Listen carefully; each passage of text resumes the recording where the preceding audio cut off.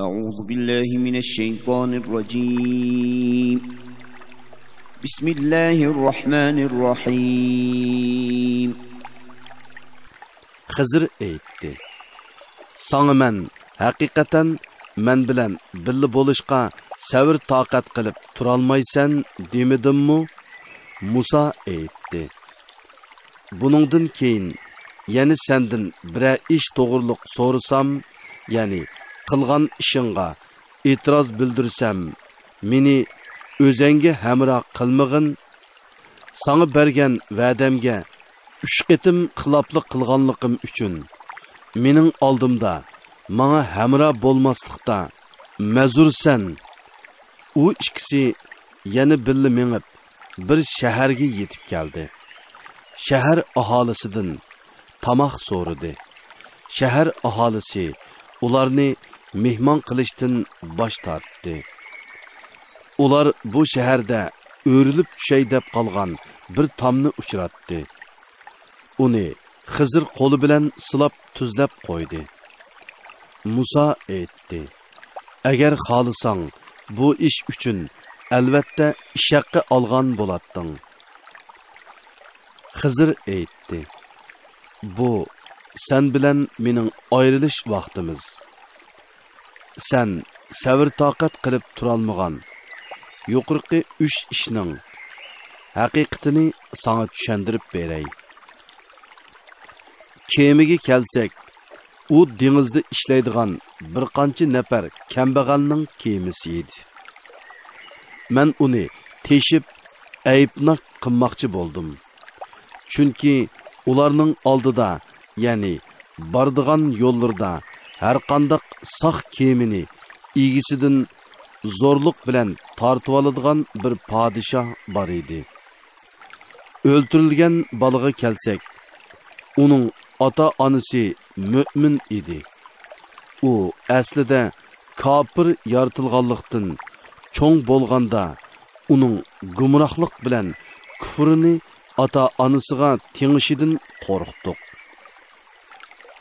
Shuning uchun biz ularning Parvardigorining ularga u baliga qaraganda pok va ko'yimlik farzand ata qilishini iroda qildik.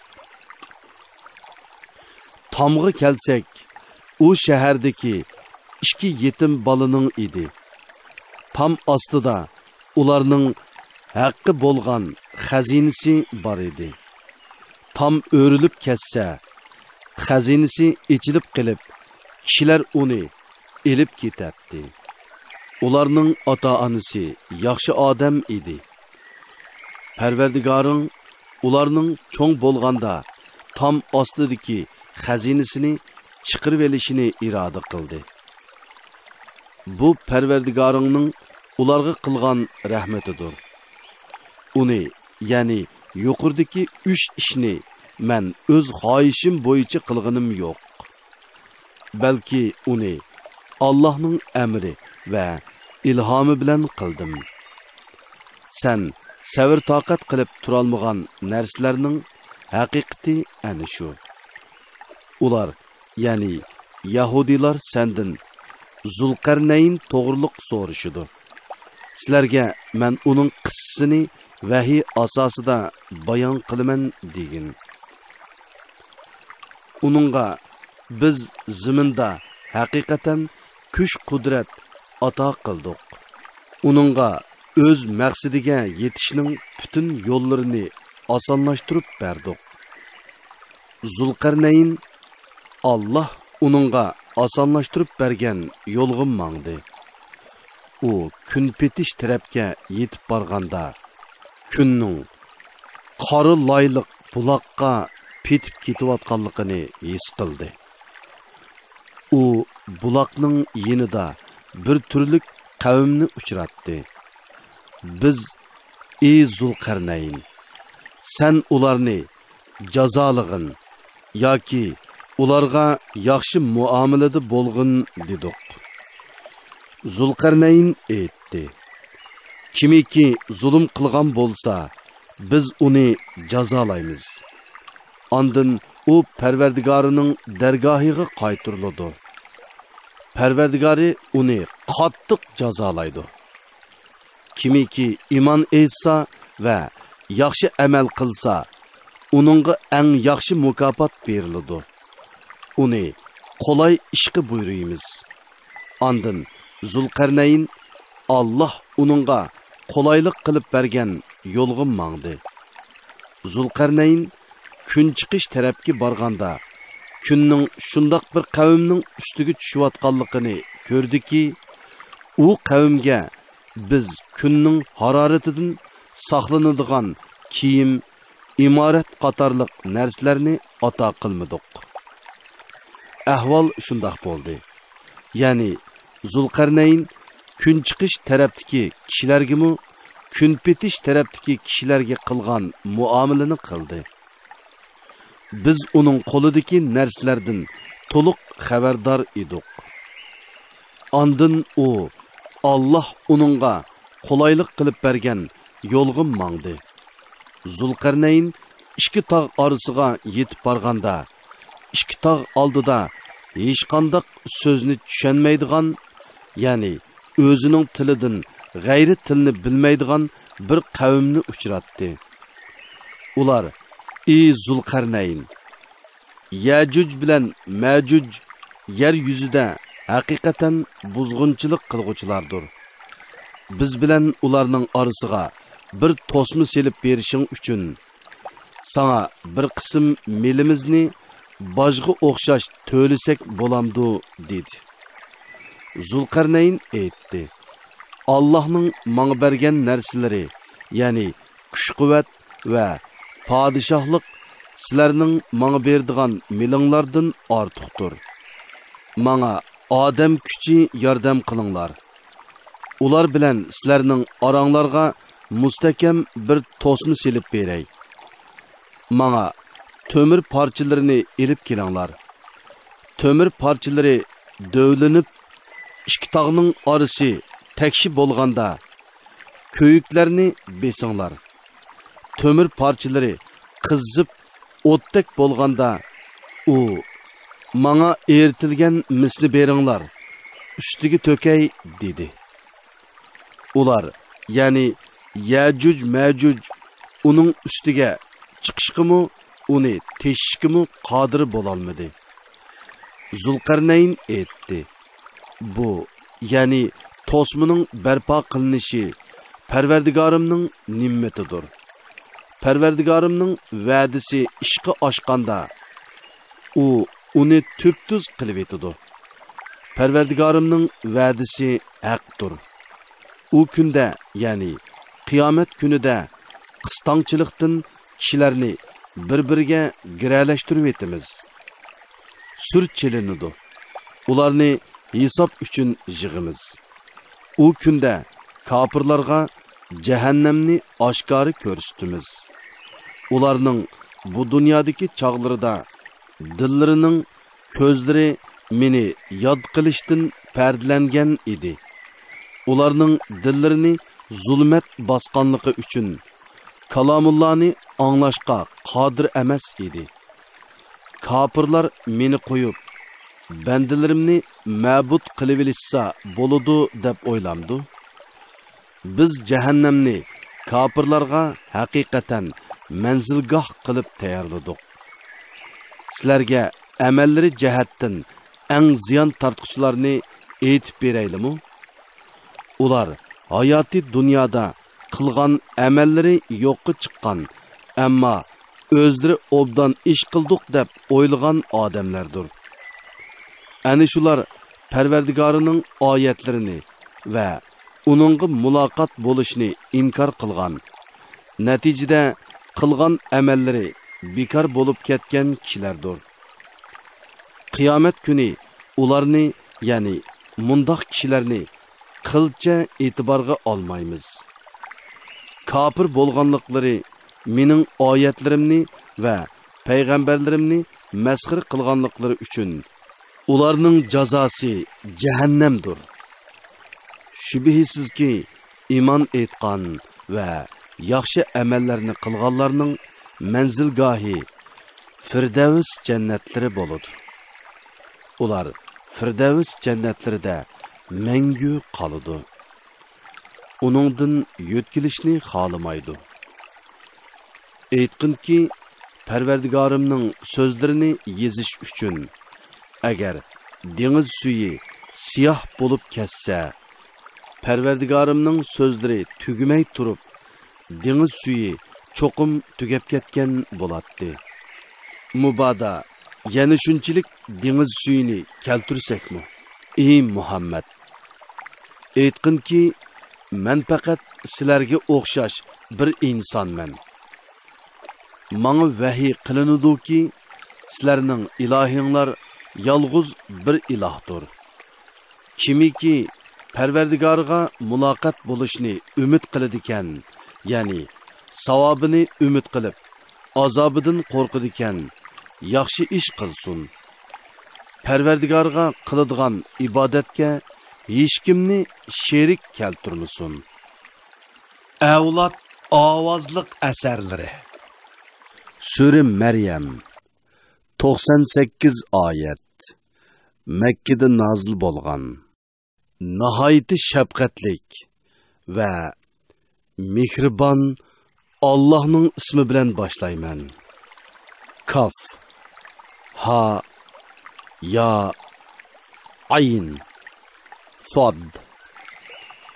Bu Parvardigoringning bandasi Zakariyaga qilgan marhamatining bayonidir. U o'z vaqtida Parvardigoriga past ovozda munojat qildi. U aytdi: Parvardigorim, men haqiqatan kuch-quvvatimdan ketdim. Chechim oqardi. Parvardigorim, sana duo qilib umidsiz bo'lib qolganim yo'q. Men tog'larimning bolalarining o'rnimni basamasliklaridan, ya'ni dinni qo'ldan berib qo'yishlaridan haqiqatan ansirayman. Mening ayolim tug'masdir. Fazlingdan manga bir yaxshi farzand ato qilgin. U manga varis bo'lg'ay va Yaqub avlodiga varis bo'lg'ay. Parvardigorim, uni sening roziligingga erishadigan qilgin. Allah aytdiki: Ey Zakariya, biz haqiqatan sana farishtalar orqali Yahya ismli bir o'g'il bilan xush xabar beramiz. Ilgari hech odamni uningga ismdosh qilmadik. Zakariya aytdi: Ayolim tug'mas tursa, men qerib mükchib ketgan tursam, mening qandoqmi o'g'lim bo'lsin? Nido qilgan farishta aytdi: Ish ana shundoqdir. Parvardigoring aytdi: Bu men uchun osondir. Seni men yaratdim. Halbuki sen burun yo'q eding. Ya'ni seni yo'qdan bor qilgandek, Yahyani ikkinglardan to'raldirishga qodirman. Zakariya aytdi: Parvardigorim, ayolimning homildor bo'lganligiga menga bir alomat qilib bersang. Allah aytdi: Sening alomating shuki, sog' turib, 3 kech kunduz kishilarga so'z qila olmaysan. Zakariya namozgohidan qavmining oldiga chiqib, ularni atigan oqshomda tasbih aytishga ishorat qildi. Yahya tug'ilib cho'ng bo'lganda uningga: Ey Yahya, kitobni, ya'ni Tavratni tirishib o'qig'in dedik. Uningga balaliq chig'idla aql farosat ato qildik. Biz uningga marhamat qilish va uni nachar xislatlardan pok qilish yuzasidan shundoq qildik. Yahya taqvodor edi. Uni ota-onasiga kuyimchan qildik. U mutakabbir, ya'ni ota-onasini qaqshatquchi Parvardigoriga osiylik qilg'uchi bo'lmadi. U tug'ilgan kunida, vafot bo'lgan kunida, tirilib qabrdan turg'izilgan kunida Allohu Taala tarafidan bo'lgan amonlikqa erishidi. Ularga Qur'onda Maryam qissasini bayon qilgan. Ayni zamonda u oilasidan ayrilib, sharq tarafdagi bir joyga bordi. U parda tortib kishilardan yo'shirindi. Uningga bizning ruhimizni, ya'ni Jibril alayhissalomni avatdiq. U Maryamga bijrim odam suratida ko'rindi. Maryam aytdi: "Men haqiqatan marhamatlik Allohga sig'inib, sening cheqilishingdan panoh tilayman. Agar sen taqvodor bo'lsang, menga cheqilmag'in." Jibril aytdi: "Men sana bir pok o'g'il berish uchun avatilgan Parvardigoringning elchisiman." Maryam aytdi: "Menga kishi yaqinlashmagan tursa, men poyishi qilmagan tursam, qandoqmi mening o'g'il bolam bo'lsin?" Jibril aytdi: "Amaliyat sen degandekdir. Lekin Parvardigoring aytdi: u menga osondir. Uni kishilarga qudratimizni ko'rsatadigan dalil va biz tarafdan bo'lgan marhamat qildik. Bu taqdir qilinib bo'lgan ishdir." Maryam homildor bo'ldi. Oilasidan yiroq bir joyga ketdi. To'lg'oqning qattiqligi uni yo'lnivilish uchun bir xorma daraxining yiniga kelib olishga majbur qildi. Maryam aytdi: "Kashki men buningdan ilgari o'lib ketgan bo'lsam-chu. Kishilar tarafidan unutilib ketgan arzimas narsaga aylanib ketsam-chu." Jibril uningga xorma daraxining ostidan nido qildi: "G'am qilmag'in. Parvardigoring sening ostingdan eqib turadigan bir eriqni paydo qildi. Xorma daraxini o'z tarafingga irg'itqin. Oldinga pishqan yangi xormalar to'kiladi. Bu shirin xormadan yegin. Bu tatliq suvdan ishkin va xursan bo'lg'in. Birer odamni ko'rsang, u bola to'g'riliq so'rasa, men haqiqatan marhamatlik Allohga va'da berdim. Bugun hech odamga so'z qilmayman degin." Maryam buvaqni, ya'ni İsa alayhissalomni ko'tirib qavmining oldiga keldi. Ular aytdi: "Ey Maryam, sen haqiqatan g'alati ish qilding. Ey Harunning hamshirisi, sening otang yomon odam emas edi. Onangmu yo'ldan chiqqan xotin emas edi." Maryam buvaqni ko'rsatdi. Ular bo'shikdagi buvaqqa qandoq so'zlaymiz dedi. Buvaq aytdi: "Men haqiqatan Allohning bandasiman. Menga kitobni berdi, ya'ni Injilni berdi va meni payg'ambar qildi, ya'ni qiladi. Qayerda bo'lay, meni barkatlik qildi. Hayotli bo'ladiganman. Menga namozni, zakotni ado qilishni tavsiya qildi. Meni onamga kuyimchan qildi. Meni mutakabbir, shaqiy qilmadi.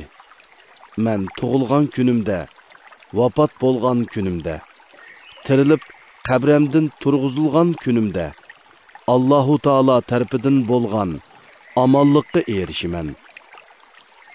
Ana shu İsa ibn Maryamning qissasidir.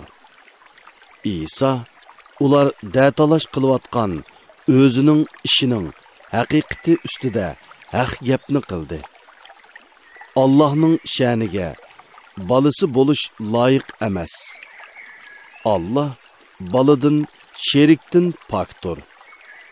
Allah biror ishni iroda qilsa, uningga vujudga kel deydi-da, u vujudga keladi.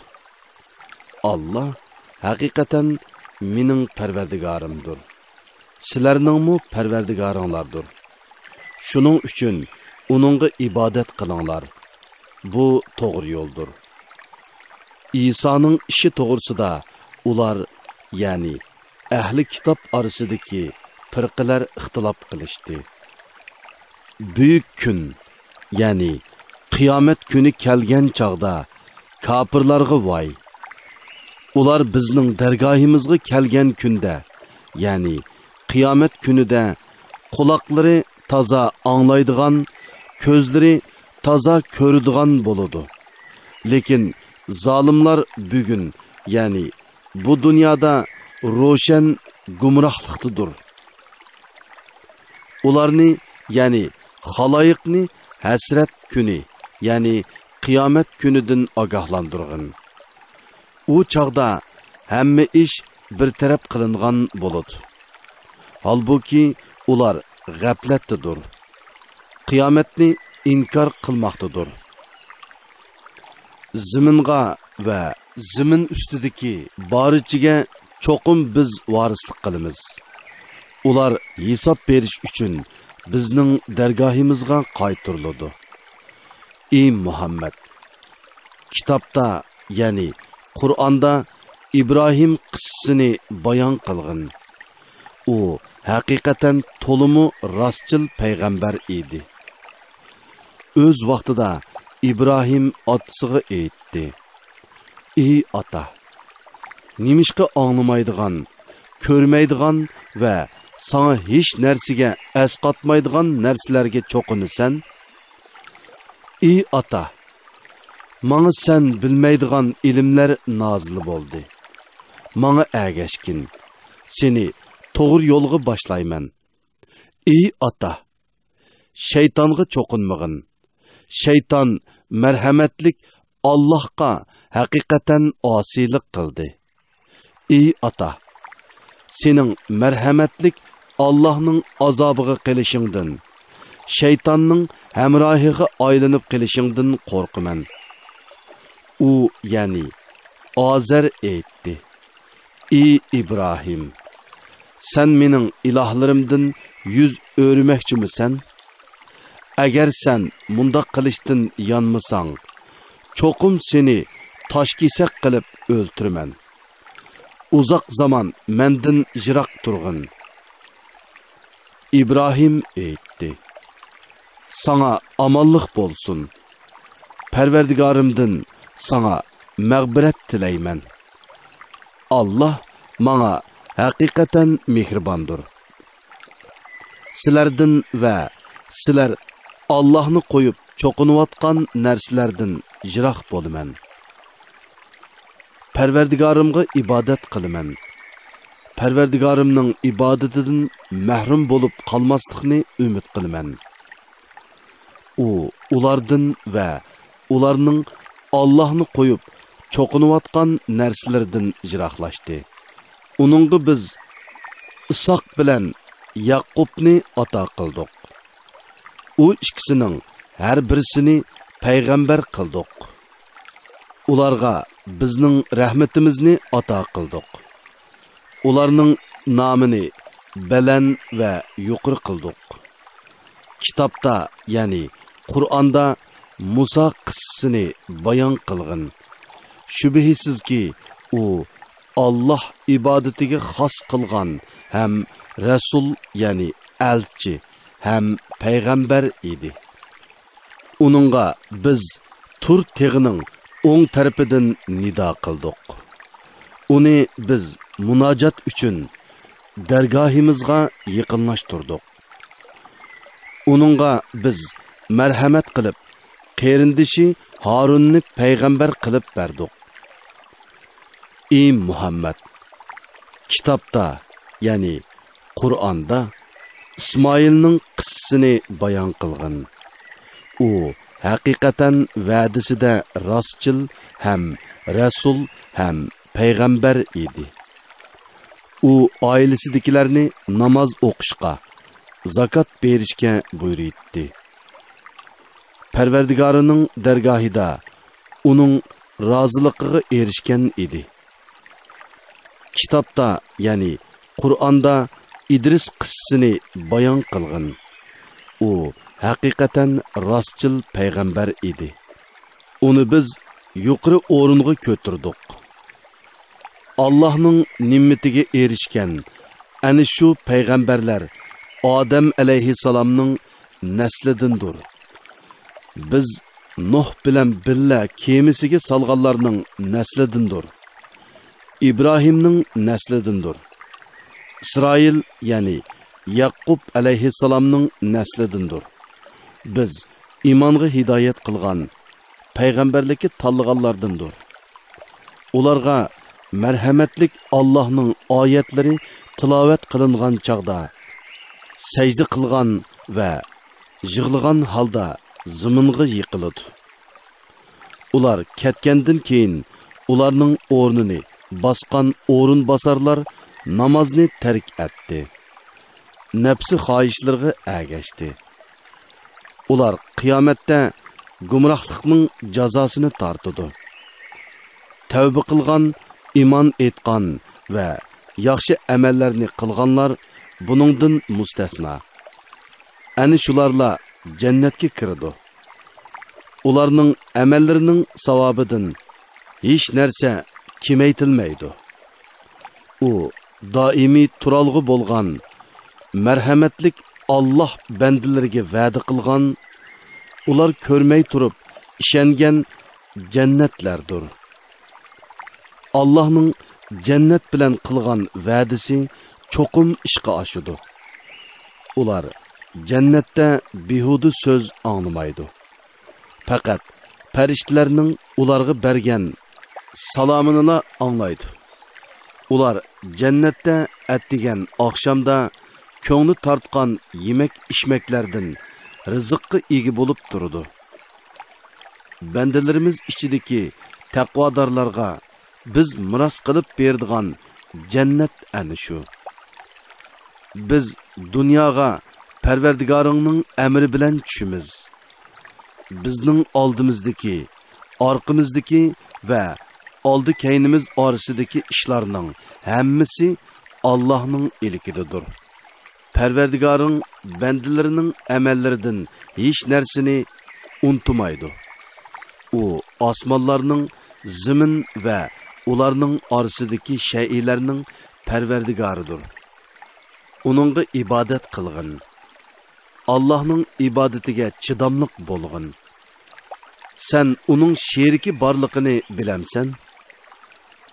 İnsan, ya'ni o'lgandan keyin tirilishiga e'tiqod qilmaydigan kafir, men o'lgandan keyin cho'qim tirilamdim deydi.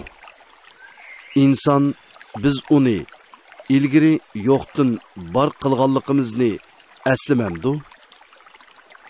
Parvardigoring bilan qasamki, ularni albatta ularni ozdirgan shaytonlar bilan qo'shib yig'imiz.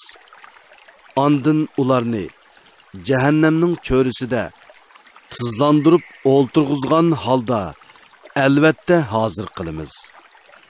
Ondan har bir guruhning ichidan marhamatlik Allohga eng osi bo'lganlarni tortib chiqaramiz. Ondan biz do'zax azobiga eng loyiq bo'lganlarni albatta obdan bilamiz. Sizlarning ichinglardan do'zaxga bormaydigan biror kishimi qolmaydi. Bu Parvardigoringning o'zgarmas hukmidir. Ondan taqvodorlarni jahannamdan qutqizamiz. Zolimlarni jahannamda tizlinib o'ltirgan holda qo'yamiz. Ularga bizning ro'shan oyatlarimiz tilovat qilingan chaqda kafirlar mo'minlarga ikki guruhdan qaysisining o'rni yaxshi, so'rini go'zal dedi. Ulardan burun bizning oyatlarimizni inkor qilgan nurg'un ummatlarni halok qildik.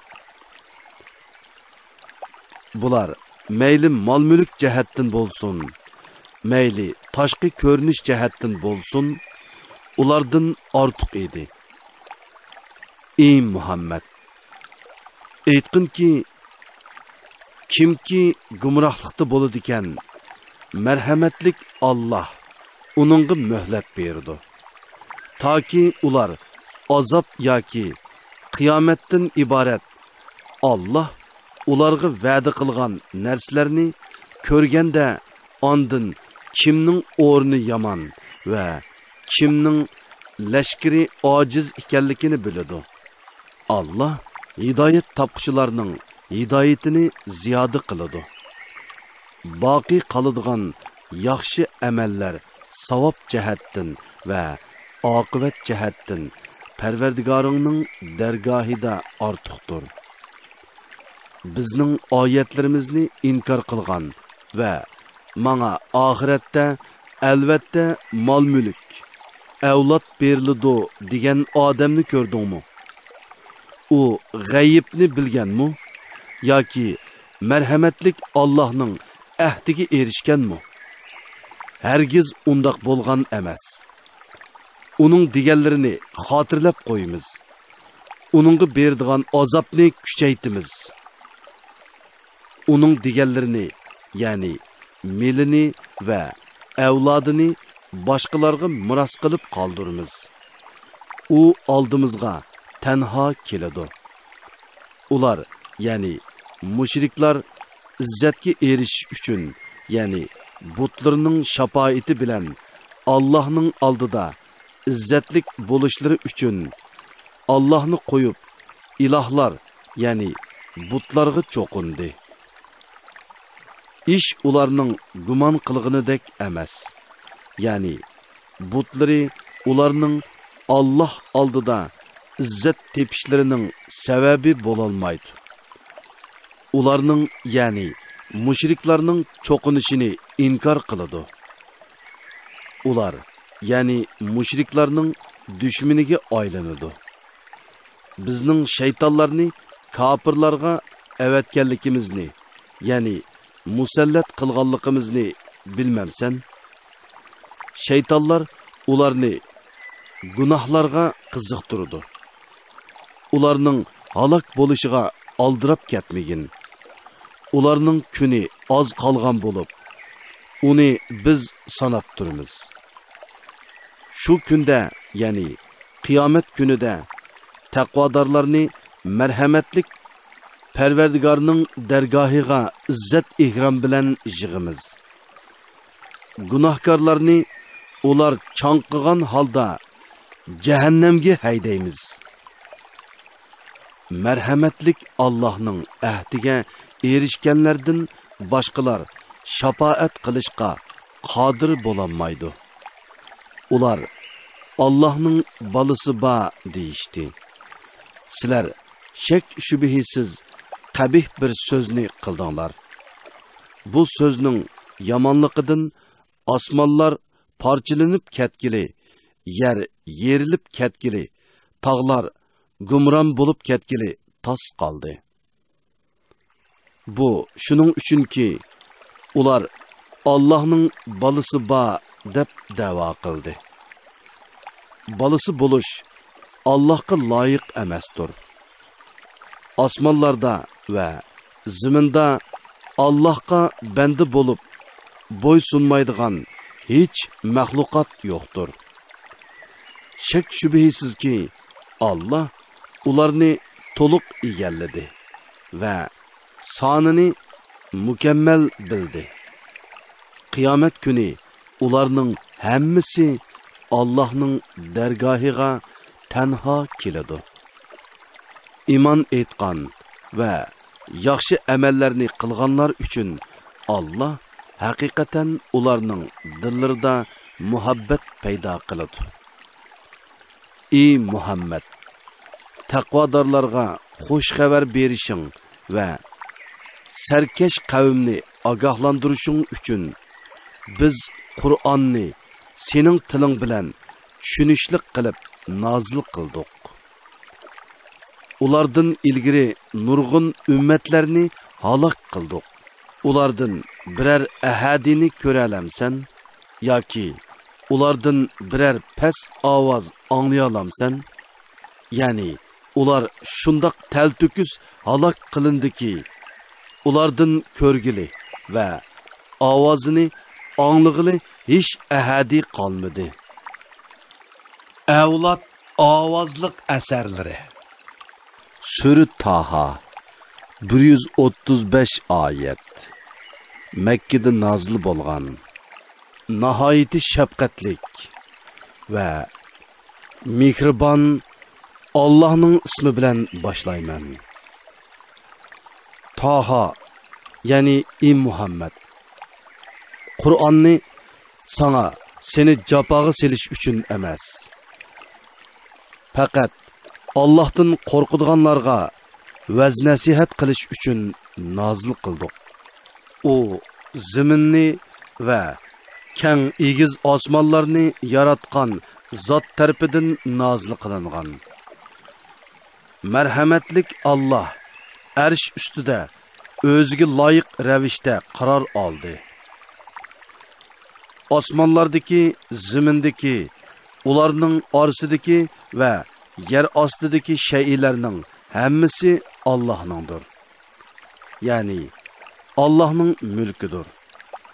Allohning mahluqotidir. Allohning tasarrufi ostidadir. Agar sen oshkora so'zlasang yoki yoshirin so'zlasang, Allohning nazarida o'xshashdir. Chunki u sirni va uningdanmi maxfiyrak ishlarni bilib turadi. Allohdan boshqa hech ma'bud barhaq yo'qdir. Allohning go'zal ismlari bor. Musaning qissasidan xabaring bormi? O'z vaqtida Musa bir joyda o'tning yo'riqini ko'rdi. U oilasidagilarga turib turinglar. Men o'tning yo'riqini ko'rdim. Men berib, uningdan birer parcha cho'g' elib kelishim yoki o't bor yerda birer yo'l boshlig'ichini uchirtishim mumkin dedi. Musa o'tning yiniga kelganda nido qilindiki: "Ey Musa, men haqiqatan sening parvardigoringdirman. Kashingni solg'in. Sen haqiqatan muqaddas vadi bo'lgan tovodisan. Men seni payg'ambarlikka tanladim. Sen vahiyga quloq solg'in. Men haqiqatan ibodatga loyiq Allohdirman. Mendan boshqa hech ma'bud barhaq yo'q. Yolg'iz menga ibodat qilgin. Meni zikr qilish uchun namoz o'qigin. Qiyomatning bo'lishi muvaqqaqdir. Har odam o'zining amaliga yarasha mukofotlanishi uchun uni, ya'ni uning qachon bo'lishini maxfiy tutdim.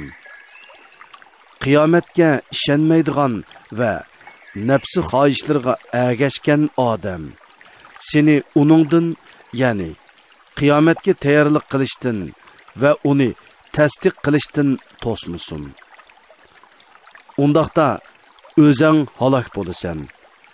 Chunki oxiratdan g'ofil bo'lish halokatga elib bordi. Ey Musa, o'ng qo'lingdagi nima u? Musa aytdi: "O mening hasam. Uningga tayiniman. Uning bilan qo'ylarimga g'azon qiqib berman.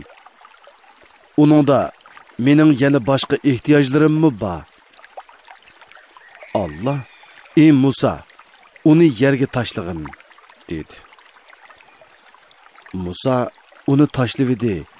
U nagahan mingayotgan bir yilonga aylandi. Allah aytdi: "Uni tutib olgin. qo'rqmag'in. Uni dastlabki, ya'ni hosiliq holatiga qaytaramiz. Qo'lingni qo'ltiqingning ostiga solg'in. Ondan chiqarg'in. U hech qanday ayib nuqsonsiz holda oppoq nurliq bo'lib chiqadi. Bu ikkinchi mo'jizadir. Sana cho'ng mo'jizalarimizdan ba'zisini ko'rsatamiz. Firavunga borg'in. U haqiqatan haddidan oshdi. Musa aytdi: Parvardigorim, mening qalbimni keng qilg'in, ya'ni iymon bilan va payg'ambarlik bilan nurlantirg'in. Mening ishimni osonlashtirg'in. Tilimni kekashlikdan ko'tarayotgin. Ular mening so'zimni tushunsin. Mana oilamdan qarindishim Harunni yordamchi qilib bergin. Uning bilan meni texmi kuchaytgin. Mening ishimga uni sherik qilgin. Buning bilan biz sana ko'p tasbih etqaymiz. Sana ko'p zikri etqaymiz. Sen haqiqatan bizni ko'rib turg'itsan. Allah aytdi: Ey Musa, sening so'rgan narsalaring sana berildi. Buningdan boshqa sana yana bir qitim in'om qilgan edik. O'z vaqtida onangning ko'nglida faqat vahiy orqali bilinadigan narsalarni soldik. Aytdikki, uni, ya'ni balini sanduqqa solg'in. Ondan uni sanduq bilan daryoga tashlag'in. Daryo uni qirg'oqqa tashlasin. Uni mening dushmanim va uning dushmani bo'lgan Firavun elib boqsin. Mening qo'g'dishim ostida tarbiyalanishing uchun sana men tarafdan bo'lgan muhabbatni soldim. O'z vaqtida sening hamshirang Firavunning oilasiga berib, sizlarga uni boqadigan bir kishini ko'rsatib qo'yaymi dedi. Biz sening onangni xo'sh bo'lsin, qayg'urmusun deb seni uningga qaytirib berdik. Sen bir odamni o'ltirib qo'yding. Seni biz g'amdan xalos qildik. Seni turli balolar bilan sinadik. Sen Madyanliklar orasida ko'p yillar turding. Ondan ey Musa, taqdir bilan bu yerga kelding. Seni mening muhabbatimga, ya'ni payg'ambar qilib vahiy nozil qilishimga tanladim. Ey Musa, sen va sening qarindishing Harun mening mo'jizalarimni elib beringlar. Mening zikrimga susluq qilmanglar. Firavunning yeniga beringlar. U haqiqatan haddidan oshdi. Uningga yumshoq so'z qilinglar. U vaz nasihatni qabul qilishi yoki haddidan oshqanligining oqibatidan qo'rqishi mumkin. Ular Parvardigorimiz, biz haqiqatan uning bizni oldirab jazolashidan yoki texmo haddidan eshishidan qo'rqimiz deyishdi.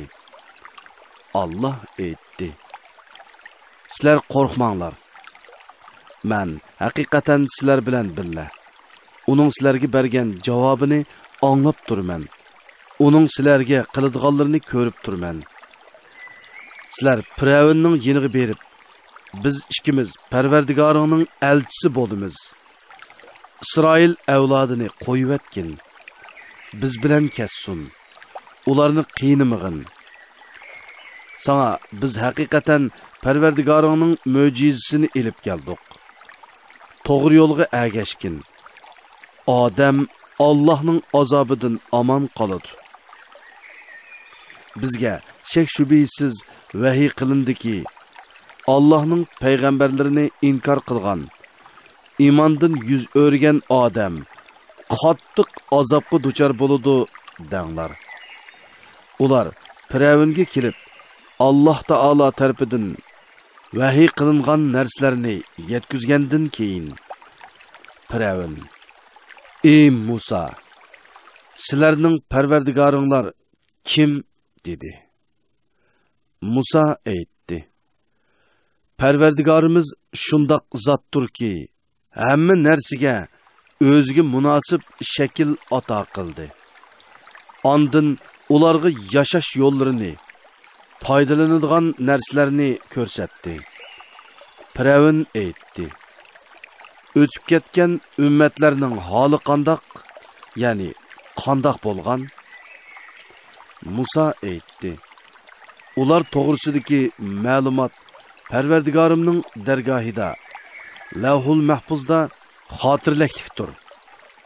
Parvardigorim ham xatolashmaydi, ham unutmaydi.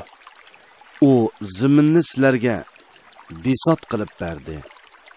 Sizlar uchun nurg'un yo'llarni ochib berdi. Bulutdan yomg'ir yog'dirib, uning bilan turli o'simliklarni o'stirib berdi. Ulardan yanglar va mol chorvalaringlarni beqinglar. Uningda aql egilari uchun Allohning borligi va birligini ko'rsatadigan nurg'un dalillar bor. Sizlarni zamindan xalq qattiq. O'lguninglardan keyin sizlarni yana zaminga qaytaramiz. To'piga aylanasizlar. Sizlarni hisob elish uchun yana bir qitim zamindan chiqaramiz. Shak shubhisizki, uningga bizning hamma mo'jizlarimizni ko'rsatdik. U inkor qildi va iymon etishdan bosh tortdi. Firavun aytdi: "Ey Musa, sehring bilan bizni zaminimiz Misrdan chiqarib etish uchun keldingmi? Sana biz shuningga o'xshash sehr bilan taqobil turamiz. Sen bizga o'zaro yig'iladigan vaqtni va muayyan joyni belgilab bergin. Senmi, bizmi uningga xiloflik qilmayli." Musa aytdi: "Sizlarga va'da qilingan chog' bayram kuni bo'lib, kishilar chashki vaqtida yig'ilsin." Firavun qaytib kelib, hiyla mikrni, ya'ni sehrgarlarni to'pladi. Ondan u sehrgarlarni va sehrda ishlanadigan narsalarni elib va'dalashgan vaqt keldi. Musa ularga aytdi: "Sizlarga voy! Allohga yolg'onni chaplamanglar. Ya'ni sehringlar orqali mo'jizalarimga taqobil turishni da'vo qilmanglar. Allah sizlarni qattiq azob bilan halok qiladi. Allohga bo'hton chaplagan odam mag'lub bo'ladi."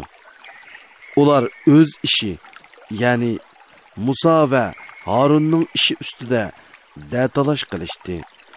Qilgan da'talishini yo'shirishdi. Ular aytdi: "Bu ikkisi rostla sehrgar bo'lib, sehr bilan sizlarni zamininglardan chiqarib etmoqchi va to'g'ri dininglarni yo'qotmoqchi bo'ladi. Yilanglarning hammasini jamlanglar, ya'ni bütün chora tadbiringlarni bir nuqtaga yig'ib, bir yoqidan bosh chiqaringlar. Ondan qarg'uchilarga hayvatlik ko'rinish uchun maydonga sap tortib kelinglar.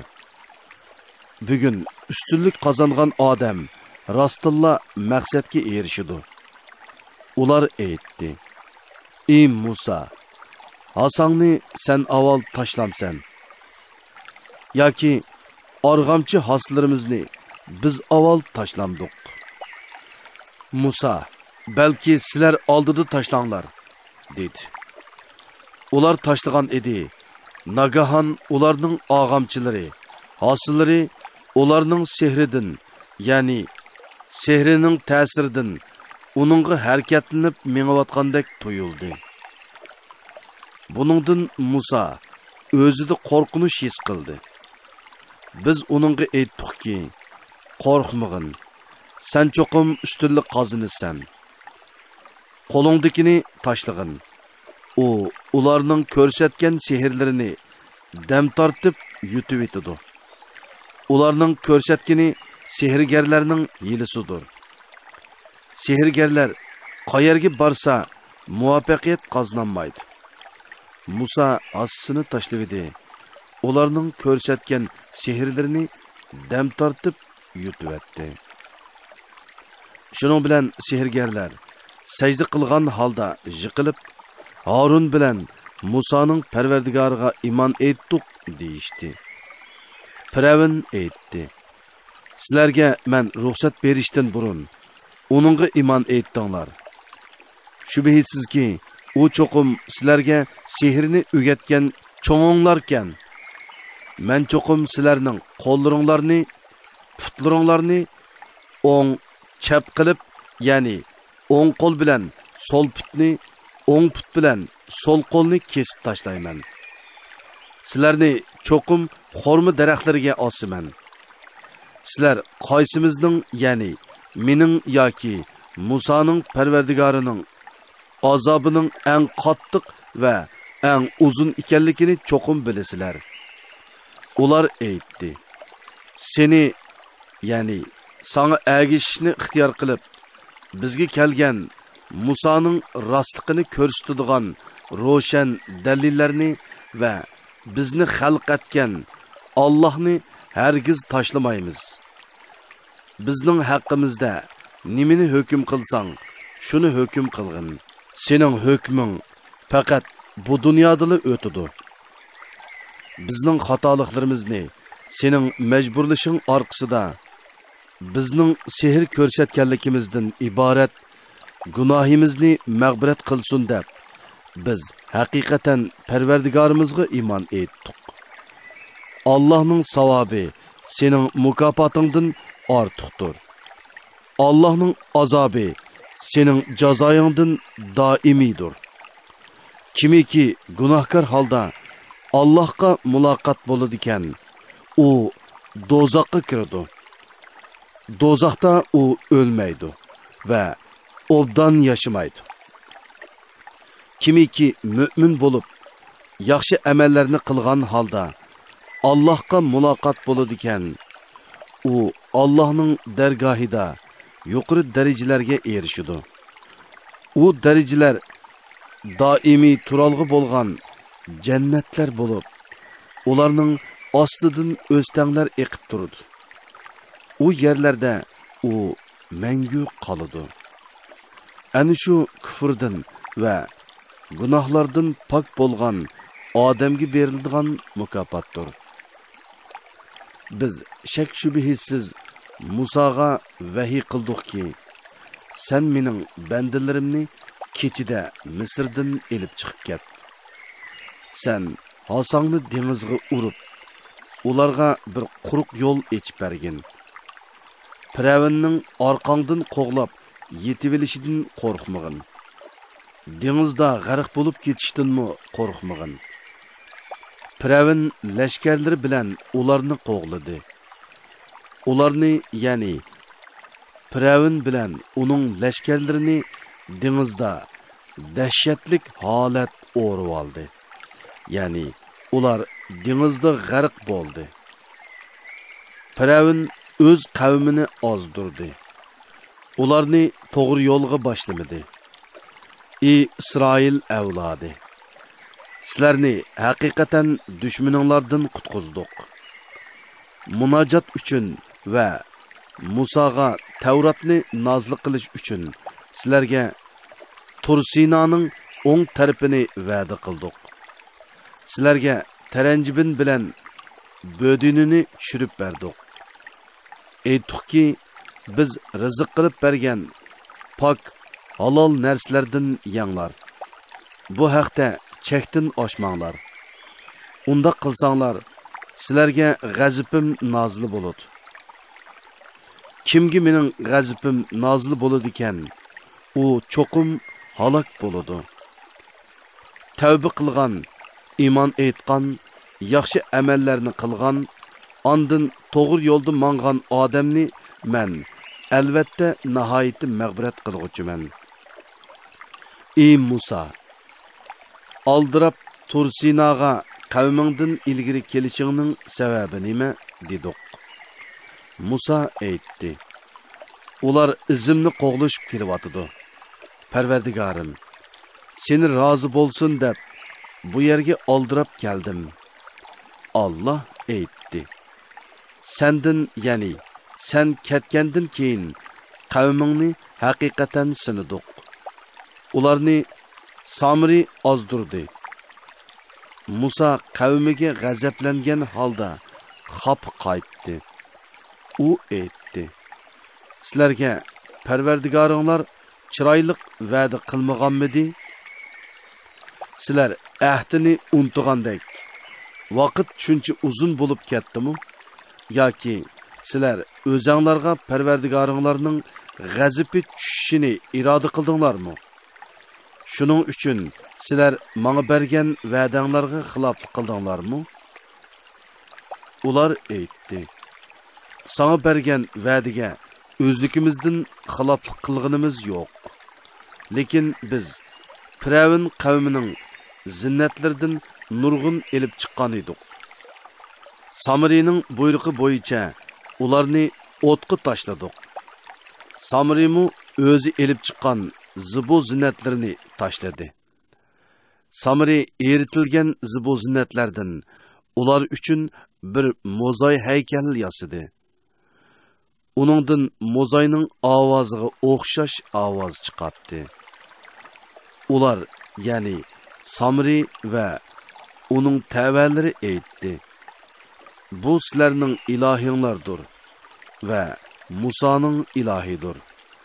Musa ilahini bu yerda unutib qilib, uni izlab Tursinaga ketdi. U mozoyning ularning so'ziga javob berolmaydiganligini, ularga foyda ziyon yetkazolmaydiganligini ular uqmamdi. Shak shubhisizki Harun ularga Musa qaytib kelishdan burun: Ey qavmim, sizlar mozoy bilan qaymoqtirildinglar. Sizlarning Parvardigoringlar marhamatlik Allohdir. Menga bo'ysuninglar. Mozoyga cho'qinishni tark etish bilan buyrug'imga itoat qilinglar dedi. Ular Musa qaytib kelganga qadar uningga cho'qinaveramiz deyishdi.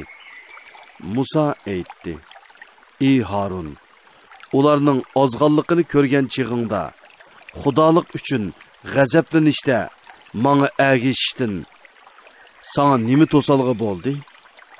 Mening buyrug'imga xiloflik qildingmi?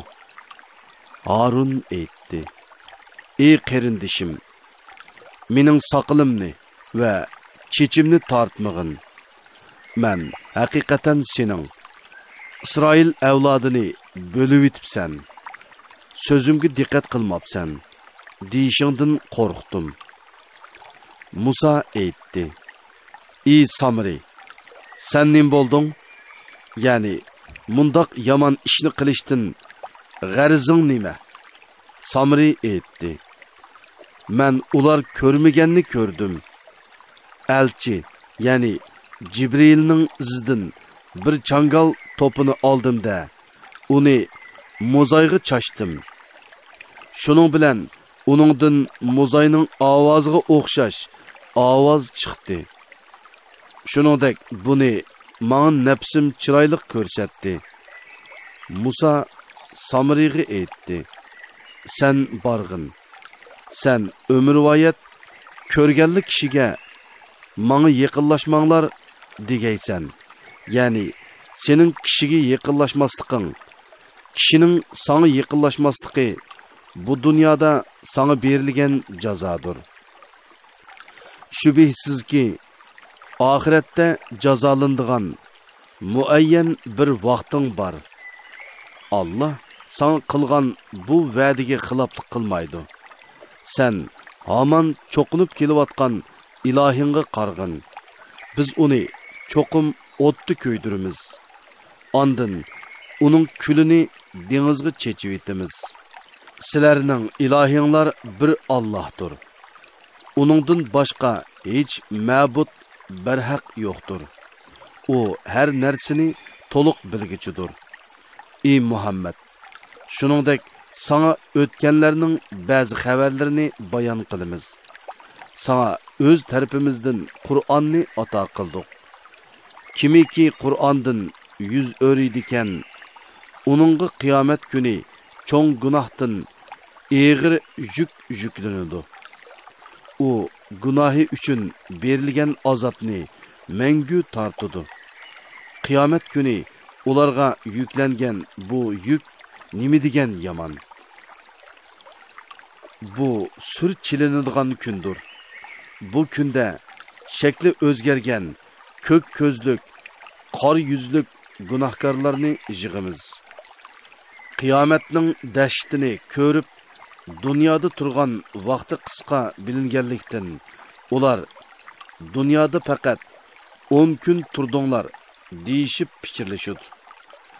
Ularning deydiganlarini biz obdan bilamiz. Ayni zamonda ularning eng to'g'ri so'zlaydigini sizlar faqat bir kun turdinglar deydi.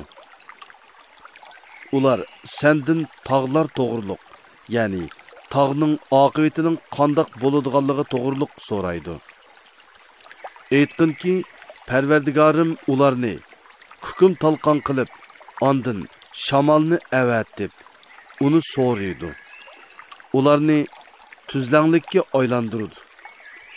U yerlarda ne cho'nqurlikni, ne egizlikni ko'rmaysan. Bu kunda kishilar Allohning mahshargohga da'vat qilg'uchisiga ergishidi. Qing'ir ketmaydi. Marhamatlik Allohning ulug'ligi va hayvetidan qo'rqib, barliq ovozlar besqidi. Pichirlashgandan boshqani anglamaysan.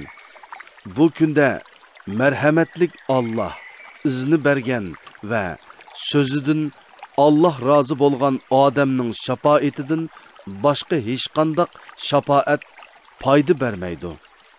Allah ularning oldidikini va keynidikini biladi. Ular bo'lsa uni bilmaydi. Gunohkorlar mahluqotni idora qilib turg'uchi, mangu hayot Allohga egiladi. Allohga sherik keltirganlar shaksiz ziyon tortadi. Mümin turib yaxshi amallarni qilganlar yomonliklarining eshib ketishidan va yaxshiliklarining kemiyib ketishidan qo'rqmaydi.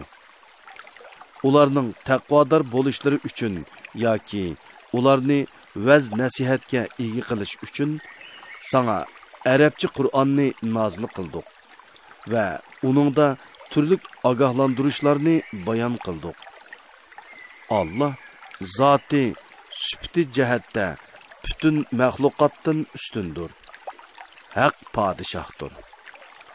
Ey Muhammed, sana Qur'anның vəhisi tamamlanışdan burun oqışqa aldırab ketmegin. Yani Cibril sana Qur'anni oqub beriyotganda billa oqışqa aldırab ketmey. O tilavetidan farıq bolğıça tınşap turğun. Ey Parvardigorim, ilmimni ziyoda qilgin degin. Biz ilgari odamga daraxtning mevasini yemaslikni tavsiya qildik. U bu tavsiyani yodidan chiqardi. Uningda hech qanday chin iroda ko'rmadik. O'z vaqtida biz farishtalarga, odamga, ya'ni Odam alayhissalomga sajda qilinglar dedik. İblistin başqısı secde qildi. U secde qilishdan bosh tortdi. Biz dedik: "Ey Odam, bu haqiqatan sening dushmaningdir. Xotiningning dushmanidir. U sizlar ikkinglarning jannatdan chiqib ketishinglarga sababchi bo'lib qolmasin. U chaqda sizlar jafo mushaqqatda qolasizlar. Cennette sen hakikaten oş kalmaysan ve yalıngaş kalmaysan. Hem de onunda hakikaten usap ketmeysen, ısıp ketmeysen. Şeytan onunla vesves kılıp, ey odam, sana men yegan odam o'lmaydigan daraxtni va zaval topmas podshohlikni ko'rsatib qo'yaymi dedi.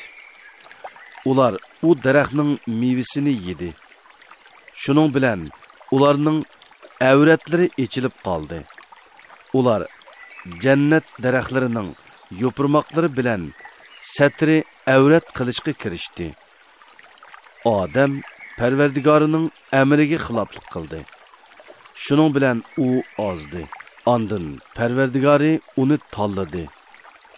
Uning tavbasini qabul qildi va uni hidoyat qildi. Allah odam bilan Havvoga aytdi: sizlar hammanglar jannatdan ba'zinglarga dushman bo'lgan holda tushinglar. Agar sizlarga mening tarafimdan hidoyat kelsa, kimiki mening hidoyatimga ergashsa, u ozmaydi va oxiratda shaqiy bo'lmaydi. Kimiki mening zikrimdan yuz o'riydigan, uning hayoti tor, ya'ni xotirjamsiz bo'ladi. Qiyomat kuni uni biz ko'r qo'pirimiz. U: ey Parvardigorim, nimishqi meni ko'r qo'pirding? Vaholanki dunyodagi chog'da mening ko'zim ko'ratdi-ku, deydi. Allah aytadi: shuningdek sana ro'shan oyatlarimiz keldi. Sen ularni tarik etding. Sen bugun shuningga o'xshash tarik etilasan. Haddidan oshgan va Parvardigorining oyatlariga iymon etmaganlarga shuningga o'xshash jazo beramiz. Oxiratning azobi texmi qattiqdir, texmi boqiydir. Ulardan ilgari o'tgan payg'ambarlarni inkor qilgan nurg'un ummatlarni halok qilganligimizni ular uqmamdu. Ular shu ummatlarning makonlarida minib yuriydi. Aql egilari uchun uningda haqiqatan nurg'un ibratlar bor. Agar Parvardigoringning azobini ulardan kechiktirishga qilayotgan hukmi va oldinala belgilab qo'ygan vaqti bo'lmasaydi, u chaqda ularning halok bo'lishi cho'qim edi. Ularning so'zlariga sabr qilgin. Memnun bo'lishing uchun kun chiqishdan ilgari, kun petishdan burun, kecha vaqtlarida va kunduzning dastlabki va oxirgi vaqtlarida Parvardigoringga tasbih aytqin, ya'ni namoz o'qigin va hamidi aytqin. Biz kuffarlardan turli jamani bahramon qilgan dunyoning ne'matlari va zibu zinatlarga ko'z solmag'in. Buning bilan ularni sinaymiz. Parvardigoringning rizqi, ya'ni savobi bu fani ne'matdan yaxshidir va eng boqidir.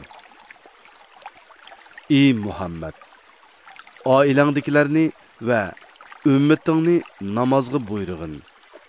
O'zingmi uni ado qilishga chidamliq bo'lg'in. Sendan biz rizq talab qilmaymiz. Sana biz rizq beramiz. Yaxshi oqibat faqat taqvodorlarga xosdir. Ular, ya'ni mushriklar, Muhammad Parvardigori tarafidan bizga biror mo'jiza keltirishchu deydi. Ularga burunqi ummatlarning xabarlarini o'z ichiga olgan Qur'on kelmadimi? Agar biz ularni uningdan, ya'ni Muhammad alayhissalomni avatishdan ilgari halok qilgan bo'lsak, ular cho'qim: nimishqi bizga biror payg'ambar avatmading? Biz xor va rasvo bo'lishdan ilgari sening oyatlaringga agishatdiq deydi. Aytqinki, hamma sizlarning va bizning ishlarimizning oqibatini kutmoqda. Sizlarmi kutinglar. Kimlarning to'g'ri yo'l egillari ekanligini va kimlarning hidoyat topganligini uzoq qolmay bilasizlar. Avlod Ovozliq asarlari